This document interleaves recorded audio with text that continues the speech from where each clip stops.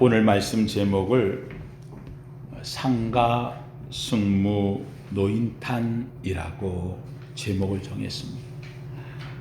무슨 제목이 이렇게 어렵나? 이게 무슨 고사성어를 여기다 이렇게 적었나? 예, 맞습니다. 상가 승무 노인탄이라고 하는 말은 우리나라 조선시대 때 숙종 임금님이 과거 시험에 냈던 시제입니다. 시험 문제라는 거죠. 과거 시험에 이 숙종 임금이 시제를 탁 여는데 그 제목이 상가 승무 노인탄. 많은 사람들이 깜짝 놀랐습니다. 저게 무슨 뜻이야? 저게 뭐야? 이 말은 상가, 상주는 노래를 부르고, 승무, 스님은 춤을 추고, 노인탄, 노인은 탄식하며 슬피하고 울고 있다 하는 제 말입니다. 상주는 노래를 부르고, 그리고 스님은 춤을 추고 있고, 그리고 노인은 탄식하며 슬피 우는 것. 도대체 이게 뭐냐? 여기에는 중요한 의미가 있었습니다. 이 숙종 임금은 암행을 많이 다닌 유명한 임금 중에 한 분입니다. 백성이 어떻게 사는가를 돌아보려고 지역을 쭉 암행 시차를 다니는 겁니다. 자맹을 하면서 그래서 백성들의 형편을 살피고 어려움이 있나 문제가 있나 자기의 신분을 드러내지 않고 일반 평복을 입고 다니는데 어느 산길에 있는 마을을 지나가게 되었습니다. 그런데 아주 지질이 가난한 초가집 같은 그런 곳에서 막 슬피 우는 소리가 들리는 거예요.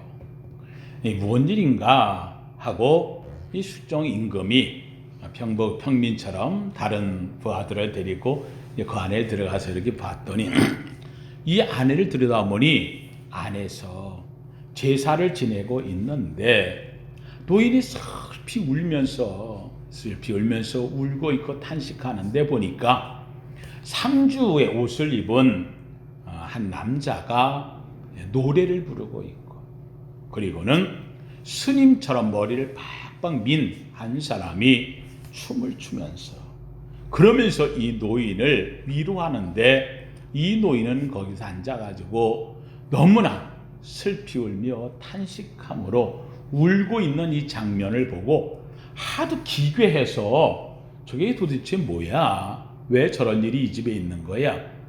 이것도 더군다나 제사 지내는 제사 음식에 또 거기에 상주가 노래를 부르고 스님은 춤을 추고 한 노인은 탄식하며 울며, 그래서 좀 기다렸다가 물어봤어요. 이 노인한테 물었습니다. 왜 그렇게 슬피 우십니까? 무슨 일이 있습니까? 그랬더니 이 노인이 하는 말이 이렇게 말합니다. 사실은 오늘이 우리 집사람 기일입니다. 우리 집사람이 죽은 지 오래가 되었는데 오늘이 기일이라 그래서 제사를 지내야 되는데 집안의 형편이 너무 가난해서 음식을 준비할 수가 없고 할 수가 없어서 안타까워했습니다.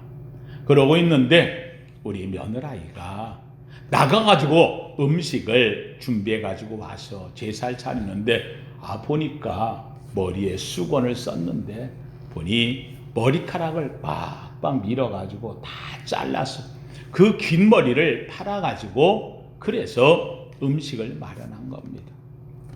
그리고 그거 제사를 드리는 이 광경을 보니 내가 너무 가슴 아팠어. 며느라이가 저렇게 머리를 잘라서 저러고서 제사를 드려야 되는 형편이 내가 부모된 마음에 너무 없어서 너무 안타까워. 그래서 울고 있는데 내가 우는 이 마음이 아마 자기 어머니를 잃어버린, 다시 한번 아내를 잃은 아비의 마음을 이해하려고 했는지 위로한다고 상주가 아들이 일어나서 아버지를 위해서 노래를 불러주었고, 노래를 부르는 이 노랫가락에 따라서 이 며느리가 일어나서 춤을 추며 자기를 위로한다고 하는데, 이 모습을 볼 때 너무 더 가슴 아파서 오히려 막 탄식하고 통곡하는 마음이 나와서 그래서 울었습니다. 거기서 노래를 불렀던 사람은 아들 상주였고, 그리고 춤을 추던 스님 중은 며느리였고, 머리를 다 잘라서 파는 이 며느리였고, 그리고 탄식하던 사람은 아버지였습니다.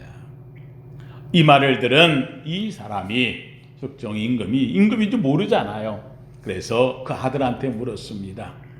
혹시 과거 시험을 안 봤습니까? 그랬더니 예, 저도 과거 시험 보려고 열심히 준비하지만 워낙 생활이 어려운 데다가 또 가가지고는 내가 실력이 부족해서 그런지 과거에 내가 준비는 했는데 지금까지 득과하지 못했습니다. 그랬더니 이 임금인 건 말 안 하고 내년에도 꼭 보시오. 내년에도 보면 여태까지 노력했으니까 또 아버님을 잘 모시니 정성이 하늘에 닿아서 그래서 좋은 결과가 있지 않겠느냐고, 내년에 꼭 보러 우리 서울에서 만납시다. 이렇게 이야기를 했어요. 그랬더니 이 아들이 상주가 알았습니다. 정말 열심히 준비를 했어요. 그러고는 과거 시험을 보려고 한양에 올라왔어요. 그래서 서울에서 임금이 있는 앞에서 과거 시험을 쫙 보는 거예요. 과거 시험을 보는데 이 문제를 내잖아요. 시제를. 그래서 자, 시제입니다. 그러고 착 열었는데 거기에 나와 있는 것이 상가, 승무, 노인탄이라고 했어요. 많은 사람들이 보고 도대체 저게 뭔 얘기하는 거야? 저거 뭐 어떻게 하는 거야? 그랬는데 이 말을 딱 본 이 젊은 사람은 저거는 상주는 노래하고, 승무, 중은 스님은 춤을 추고, 노인은 탄식하고, 딱 거기서 본 장면이잖아요. 그래서 자기의 가정에 있었던 내역을 쭉 하며 부모에 대한 섬김을 쭉 적었어요. 과거에 합격, 불합격? 합격. 그래서 그 합격되어서 어사발을 꽂으려고 그러고서 임금 앞에 딱 갔더니 임금님이 고개를 들라 하고 보니까 누구요? 쟤네 우리 집에 왔었던 세상 임금님이 자기의 집에서 왔었고 그 사람이 바로 임금이라는 걸 알고 깜짝 놀랐지요. 효하는 자녀에게 하나님은 축복하시는 이 원리를 따라서 그 상주에게 벼슬을 주었고, 그래서 높은 벼슬에 올라가기까지 부모를 잘 공경하며 살았다는 유명한 이야기가 지금도 실록에 기록되어져 내려옵니다. 그것이 바로 상가, 승무, 노인탄이라고 하는 말로 전해져 오고 있습니다. 저는 오늘 말씀의 제목을 그걸로 대신합니다. 부모를 위해서 상주가 노래를 하고 머리를 빡빡 깎았으면서도 그것 때문에 한탄하지 않고 부모를 위해 춤을 추면서 섬길 때에 하나님은 이 땅에 심어놓은 원칙대로 복을 주신다는 겁니다. 오늘은 어버이 주일입니다.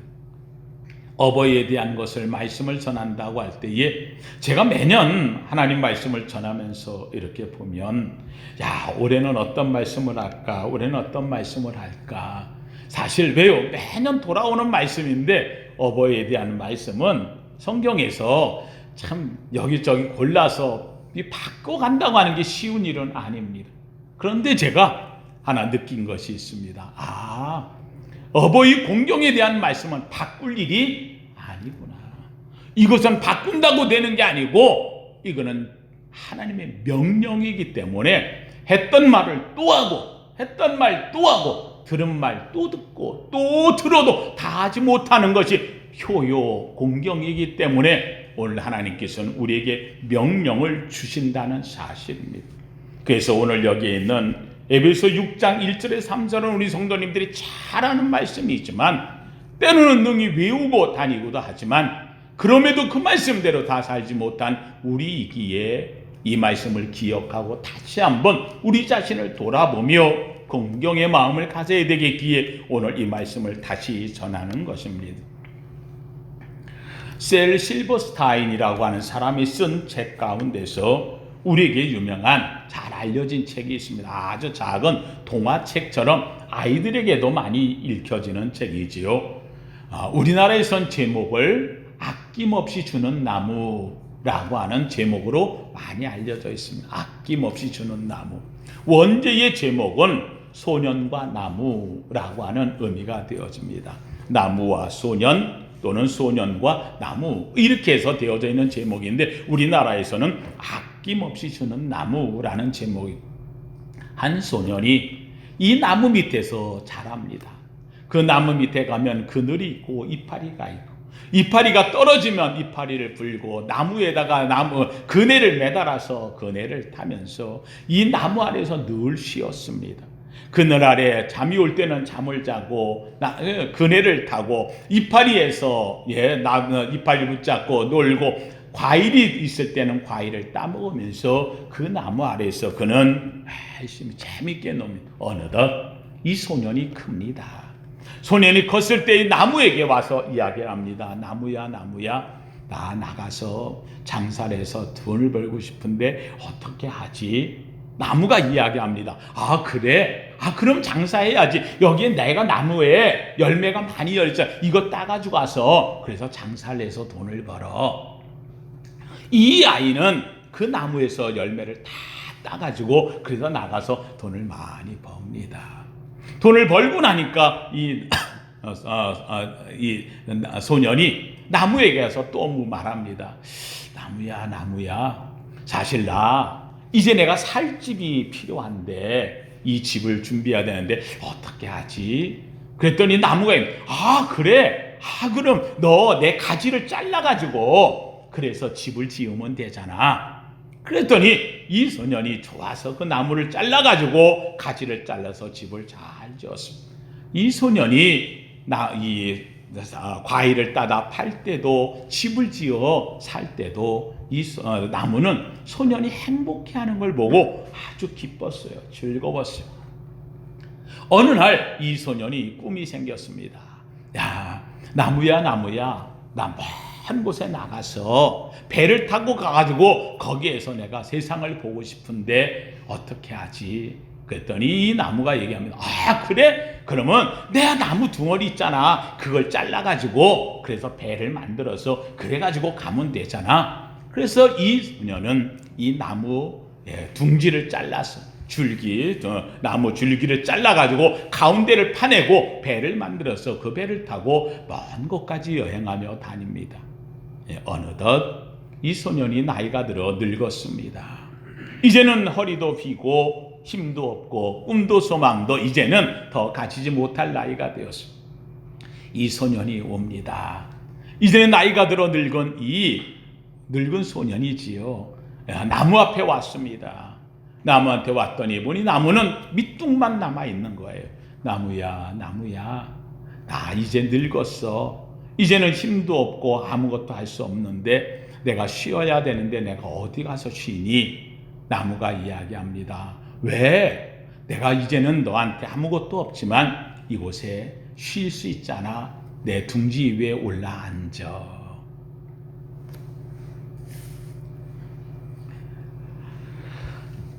이때 이 나무가 하는 마지막 말이 이렇게 이야기를 합니다. 내게서 더 줄 것이 있으면 좋겠는데 이제 내게 남은 것은 아무것도 없구나. 늙어버린 나무 밑둥밖에 남은 게 없어. 내가 이곳에 앉아서 쉬면 좋겠다. 이 늙은 소년이 와서 그곳에 앉아 쉬었을 때에 이 나무는 자기의 밑둥에 앉아 쉬는 소년을 보며 행복했다고 이 아낌없이 주는 나무의 이야기는 끝납니다. 여러분, 이 나무가 어떤 나무일까요? 셀 실버스타인이 이 이야기를 기록할 때에 이 나무는 부모라는 겁니다. 어머니라는 겁니다. 주어도 잘라내고 또 잘라내도 마지막 밑바닥 밑둥이만 남았는데도 그마저 주고 싶어 쉼을 얻는 자식을 향해서 행복해하는 부모의 마음, 이것이 아낌없이 주는 나무라고 하는 이야기 속에 담겨 있는 겁니다. 부모는 주어도 주지 못하는 것이 미안해할 뿐입니다.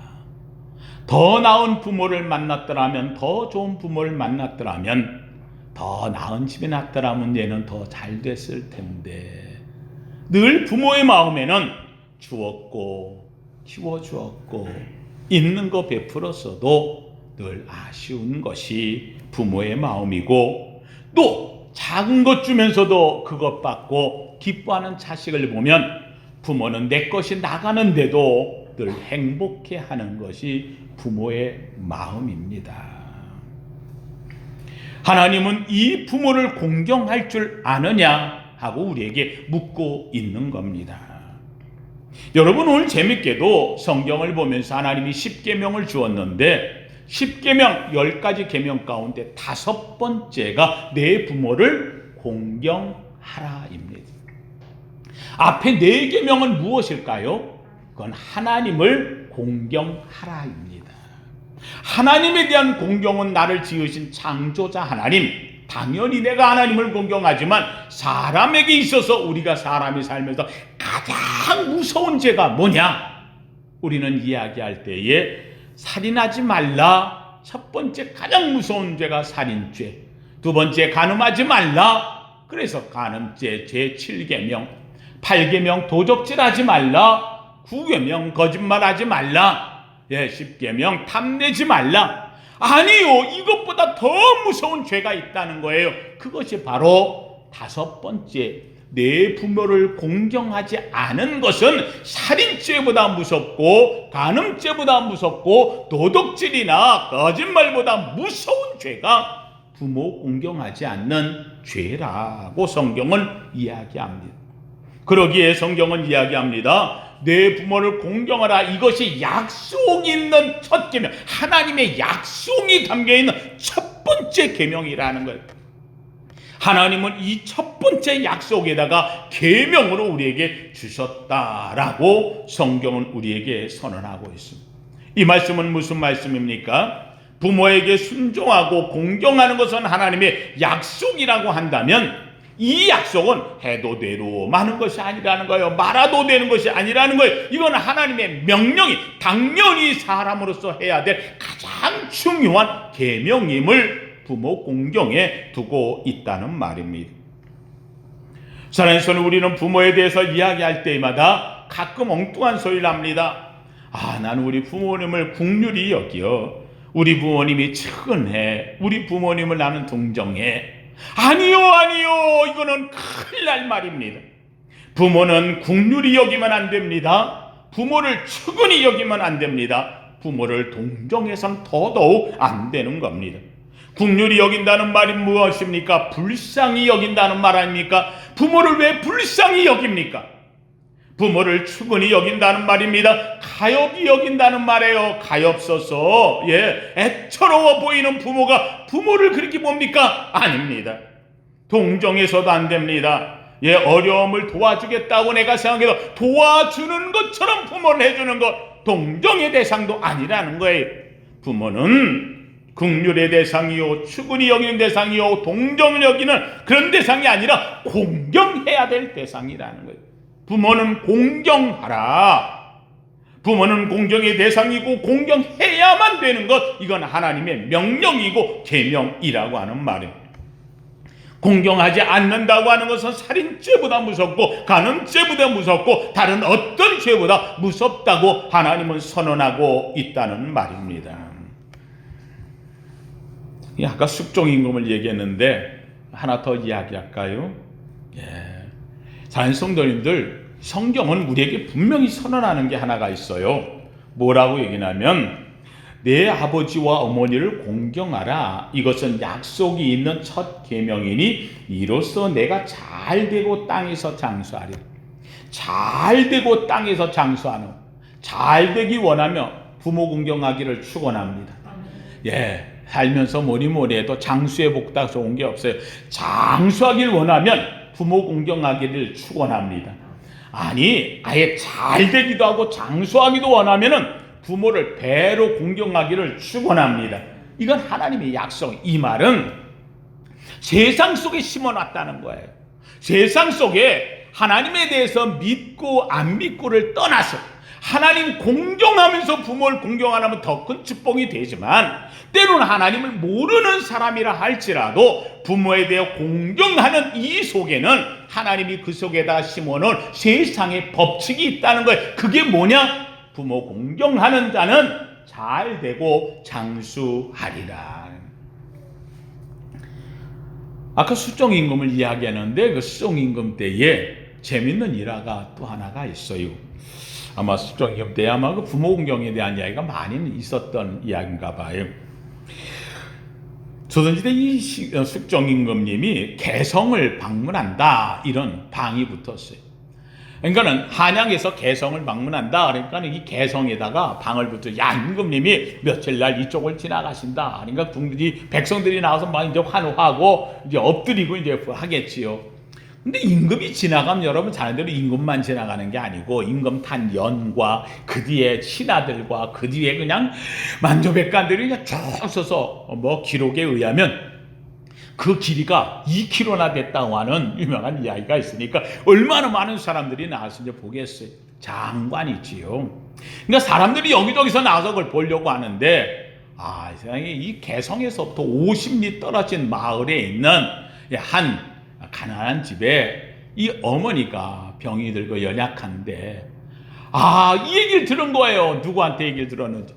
아들한테. 그래서 얘기한 거예요. 아들아, 내가 이제 살 날 얼마 안 남았는데 내가 임금님 한번 얼굴 한번 본다는데 손이 없겠다. 임금님이 개성에 지나간다고 하는데 거기 하면 그 50리 길을 어머니를 어깨에 메고, 이게 미리 가서 있을 형편도 안 되고, 이거 간다는 게 쉬운 게 아니잖아요. 그런데도 어머니가 이야기하니까, 어머님 걱정하지 마, 염려하지 마세요.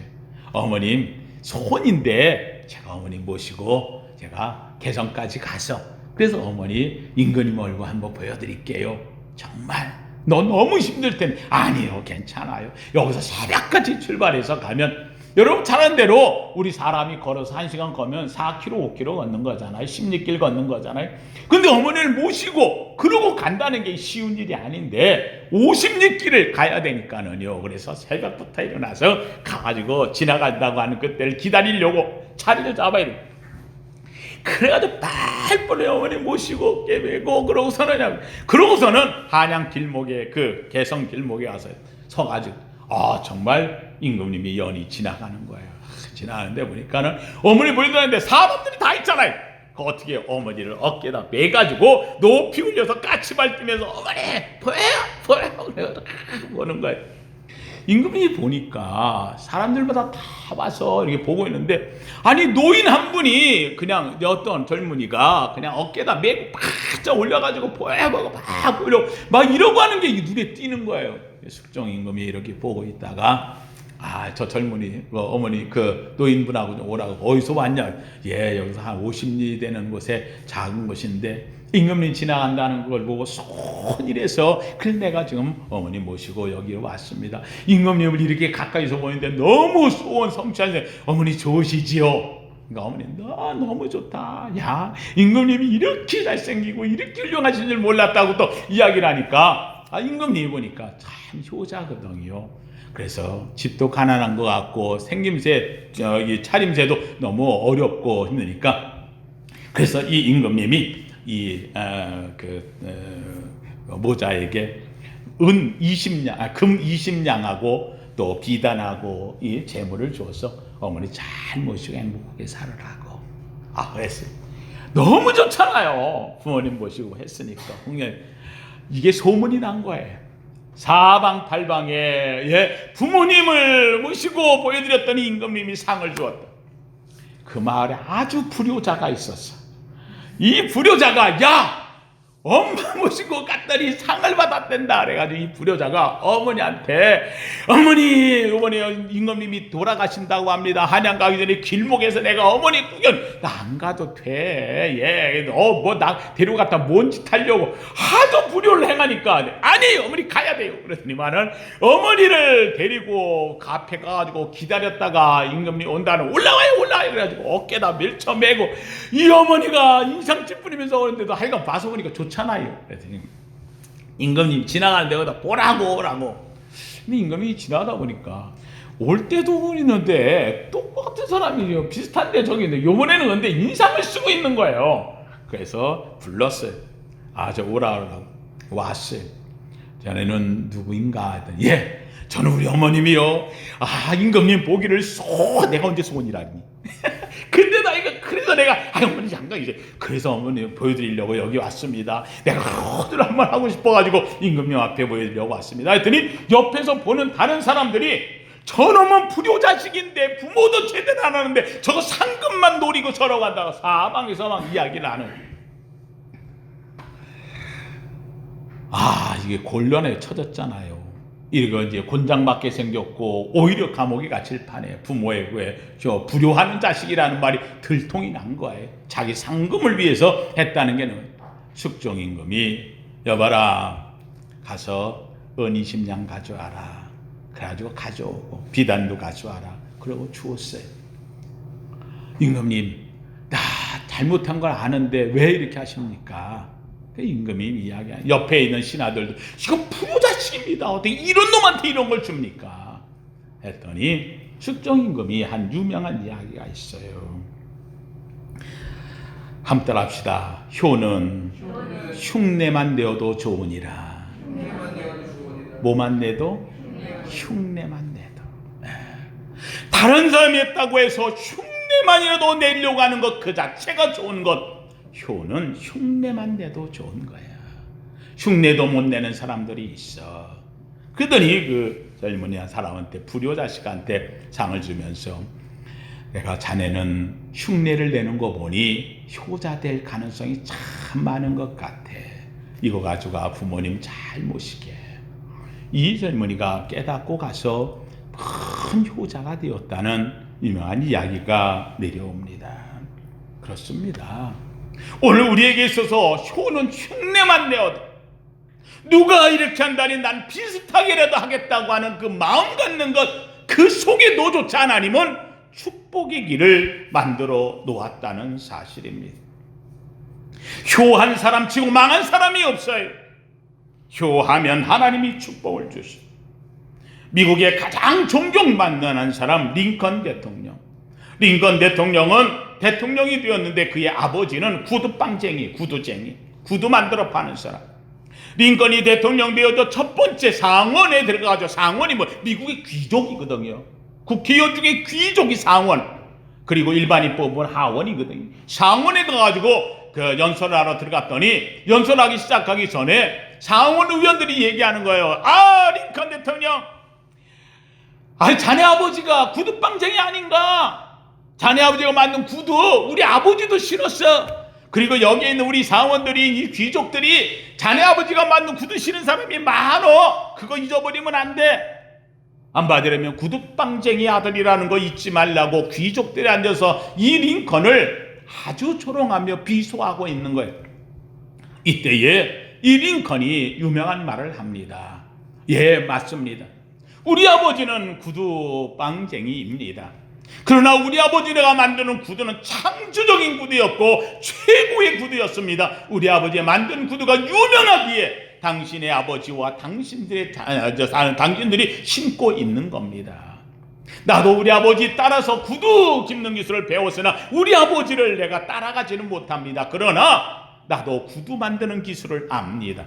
혹시라도 여러분들이 신고 있는 구두 가운데서 우리 아버지가 만들었는데 혹시라도 떨어졌거나 어디 수리할 게 있다고 한다, 저한테 가져오십시오. 내가 아주 자부심 있게 그거를 수리해 드릴 수 있습니다. 상원 의원들이 입을 딱딱 대통령이 수리해 주겠다니까 말 한마디 못. 여러분 그렇습니다. 내 부모가 어떤 일을 하든지 그것 때문에 불편해할 일 없고요. 내 부모가 어떤 위치에 있던 때문에 그것 때문에 내가 부끄러워할 이유가 없다는 겁니다. 내 부모는 자랑스럽고 내 부모는 위대하고 내 부모가 있기에 내가 존재하고 내 부모를 사랑하고 공경하라 하는 것이 하나님의 명령입니다. 말씀을 마치면서 저는 제가 어릴 때에 제가 사실 이걸 한 라디오에서 들었는데 제 일생의 이 이야기는 너무 내 마음에 와닿아서 라디오에서 살짝 들은 이야기인데 너무 마음에 와닿아서 내가 어디 가서도 이 이야기는 꼭 내 이걸 얘기를 찾는데 찾지는 못하겠어요. 무슨 동화책 이런 데 나오질 않아요. 그런데 저는 이 이야기를 너무 소중하게 여겨서 제가 이야기랑 우리 아들한테도 얘기해 줬더니 우리 아들이 그걸 가지고 가서 교회 가서 애들 앞에 설교를 하고 애들이 아주 같이 은혜를 나눴다고 하는데, 양보 이야기라는 겁니다. 우리 성도들도 언젠가 얘기한 적이 있을 겁니다. 이 양보라고 하는 아이는 한 집에서 가정이 너무 가난했어. 아버지가 없이 어머니 손에서 키워지는데 어머니가 너무 못생긴 거예요. 얼굴에는 곰보 자국, 마마 자국이 있고 키는 짝달막하고 그리고는 그 모습이 너무 안 이쁜 거예요. 그러다 보니까는 뚱뚱하기도 하고, 그래서 그 집에서 사는 얘는 늘 엄마가 싫은 거예요. 머리는 엉망이고 거기다가 그냥 이 얼굴은 곰보 자국에 너무 뚱뚱하고 짜리몽땅한 데다가 왜 나는 이런 집에 태어났을까, 가난하고 못난 집에. 그래서 이 아이가 생각하기를 아니야, 나도 좋은 부모 만나서 내 살겠다. 그래서 세상에 어딘가 누가 나를 받아주고 나를 사랑해줄 좋은 부모가 있을 거야, 내가 멋진 부모가 있을 거야. 그 부모를 찾아서 자기 집을 나와버렸어. 이 아이가 사방팔방 다니는데 가서 좋은 부모 보고 키가 멋지고 아름답고 이쁘고 부잣집에 가면 내가 이 집 아들 되겠다고, 어머니 내가 삼겠다고, 그럼 얻어 터지지요. 얻어 맞죠. 오죽 불러먹던 놈이 와가지고 그러냐고 쫓겨나기를 얼마나 했어. 아무도 자기를 받아주지 않는 거예요. 어느 날 그러고 다니다가 산길을 가게 되는데 산중턱에 앉아 너무 지쳤는데 한 노인이 도인 같은 분이 있다 하더니 그 아이를 쳐다보고 이야기하는 거야. 너 왜 여기 다니느냐? 사실은 내가 이러저러 해서 내가 우리 엄마를 찾으려고 다니는데 우리 엄마 너무 못생겨서 난 싫어요. 했더니만은 이 도인이 하는 얘기가 그러면 너는 천사를 엄마로 가지면 어떻겠느냐? 천사 같은 분이 우리 엄마라면 좋지요. 난 천사가 우리 엄마라면 내가 부러울 게 없을 것 같아요. 그랬더니 하는 얘기가, 그런데 천사를 만나려면 천사는 자기 날개나 이런 모습을 드러내지 않고 자기 모습을 숨겨. 어떤 분인데요? 어떻게 엄마는 그 천사를 만나는데요? 그랬더니 이 도인이 얘기합니다. 그래, 천사가 그 아름다운 모습, 날개 있고 그 멋진 모습을 다 감추고 가장 못난 모습으로 나타나는데 그 천사는 단번에 보면 알 수 있어. 어떻게 생겼는데요? 첫째, 머리를 막 흥크러뜨리고 다닌다. 그런 사람이 어딨어요? 글쎄 들어봐. 그리고는 치마 저고리를 뒤집어 입고 다녀. 뒤집어 입고 치마를 거꾸로 메고 그러고 다녀. 그런데 더 재밌는 거는 그 천사는 집세기를 거꾸로 신고 질질질질 끌어. 그러면 금방 그런 사람이 어디 있어요? 세상에 그런 사람 하나도. 그렇지. 그래서 천사를 금방 알아볼 수 있어. 내가 한번 그 천사를 찾으면 그 천사를 너희 엄마로 삼으면 아마 너는 가장 행복할 거야. 알았어요. 내가 그 천사를 찾을게. 그러고서는 그 소년이 그 천사, 여러분 다니다 보면 그런 사람이 어디 있어? 아무 데도 찾을 수가 없어요. 어느 날 지쳐가지고 자기 동네에 와서 집에 가는데 배는 고프니까 엄마가 맨날 부뚜막에다가 밥을 해서 놔뒀던 걸 기억하고 몰래 들어가서 밥이나 그거 먹고 나와야겠다 생각을 해가지고 깊은 밤이 되었을 때 그날 몰래 쌀이문을 들고 들어가서 부엌에 들어가서 거기서 밥을 한 것을 먹으려고 밥을 먹다가 그만 뚜껑을 놓치니까 딸그닥 소리가 난 거예요. 이 양보 엄마가 애가 이제 나올까 저제 나올까 매일 밤마다 기다리다가 선잠이 들었는데 딸그닥 소리가 나니까는 단번에 이거 자기 아들인 것 같아서 양분이 하고 소리를 질렀어요. 얘가 놀래가지고 밖으로 뛰어나가는 거예요. 그래서 쌀이문 대문한 데까지 밖에 떠나가다가 이 희미한 달 아래서 양보야 가지마. 그러는데 그 말 듣고서는 이 양보애가 딱 멈춰가지고 뒤를 돌아봤더니 나오는 자기 어머니를 보니까 자다 말고 나와서 머리는 다 웅크러진 데다가 위에 걸려있던 옷을 입었는데 저고리를 뒤집어 입어가지고 붙들어 맨 데다가 제대로 무릎도 매지 않고 치마는 입었는데 치마는 거꾸로 붙들어 매고 나올 적에 돛돌에 올라갈 때 집세기를 똑바로 신고 올라갔는데 내려오다가 급하게 내려오니까 집세기를 어떻게 거꾸로 신고 나오는데 거꾸로 신었으니 똑바로 움직이지 못하고 질질질질질질 끌고 나오는데 양보야 하면서 나오는 이 모습을 보는 순간 저분이 누구야? 천사야. 천사가 멀리 있던 게 아닌 거예요. 그 앞에서 무릎을 꿇고 엄마 내가 잘못했어. 엄마가 천사인데. 부모는 하나님께서 하나님이 다 지킬 수 없기에 대신 지키라고 주신 하나님의 천사라 하는 말이 있습니다. 내 아버지와 어머니를 공경하라. 이것은 약속 있는 첫 계명이니 이로써 내가 잘되고 땅에서 장수하리라. 부모는 천사입니다. 하나님의 축복을 주시는 주인공입니다. 아낌없이 주고 또 주어도 마지막 순간 그루터기를 내어놓으며 앉아있는 자녀를 보고 행복해하는 부모입니다. 상가 승무 노인탄, 부모를 향해서 내가 할 수 있는 것 어떻게든 행할 때에 세상에서도 축복은 같이 들어옵니다.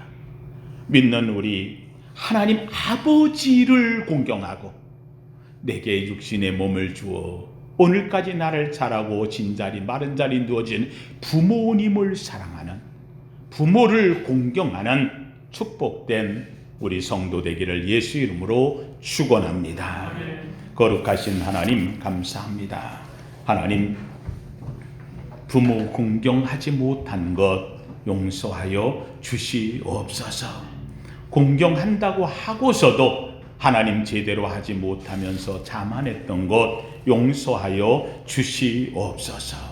우리로 인하여 부모의 마음을 아프게 했다면 하나님 주님 용서하여 주옵시고, 하나님이여 주님 다시금 돌아보아 하나님여 내게 주신 생명의 근원, 참으로 우리의 부모를 향한 공경된 마음이 하나님의 성령으로 부릴 듯 일어나게 하옵소서.